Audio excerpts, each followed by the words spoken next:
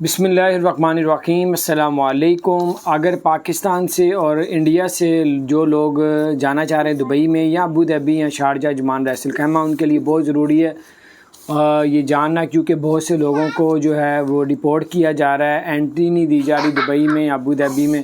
वो कौन लोग हैं? ये इंडिया के लिए एक पाबंदी लगा दी है दुबई ने और अबू धाबी ने। वो ये लगाई है कि अगर आपके पास वीज़ा अबू धाबी का है या शारजा का है तो आप अगर दुबई की टिकट लेते हैं तो आप दुबई एयरपोर्ट में नहीं आ सकते, और अगर आपके पास दुबई का वीज़ा है और आप अबू धाबी एयरपोर्ट में उतरते हैं तो अब आप लोग नहीं उतर सकेंगे। ठीक है, जहाँ का वीज़ा है आप वहीं पे जाएंगे। अगर आपका दुबई का है तो GTRF की अप्रूवल लेके दुबई उतरना है। अगर आपका अबू धाबी का है तो फिर आपने वहीं ICA का जो है वो करके तो फिर आपने अबू धाबी ही जाना है। तो ये अभी सिर्फ इंडिया के लिए, पाकिस्तान के लिए अभी उन्होंने नाम नहीं लिया, लेकिन आपको ये बताता चलो जब आप टिकट करवाएंगे हफ्ते बाद की, 4 दिन बाद की, तो आप साथ साथ पता कर लीजिएगा, क्योंकि अभी आज 4 बंदों को जो है इंडिया के कुछ लोग ऐसे हैं जिनको एंट्री नहीं दी गई, दुबई एयरपोर्ट से बाहर नहीं निकलने दिया और बल्कि उनको वापस भेजने की जो है तैयारी कर ली है।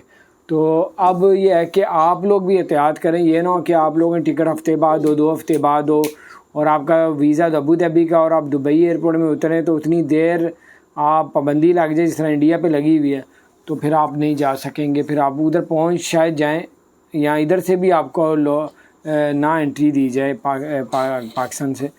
तो अगर तो पाबंदी ना लगी फिर तो आप जा सकते हैं। अगर अबू धाबी का वीज़ा फिर दुबई भी उतर सकते हैं, दुबई का वीज़ा अबू धाबी जा सकते हैं। अगर पाबंदी लगी जिस तरह इंडिया वाले तो बिल्कुल ही नहीं जा सकते।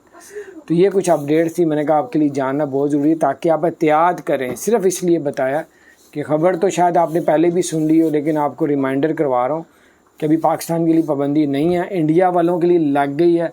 और पाकिस्तान वाले भी जब टिकट करवाएं और जब जाने लगें फिर भी पता कर लीजिएगा। अपना ख्याल रखें। चैनल को सब्सक्राइब नहीं किया ज़रूर सब्सक्राइब कर दें। ये ट्रैवल एजेंसी वाले आपको साथ साथ अपडेट देते रहेंगे।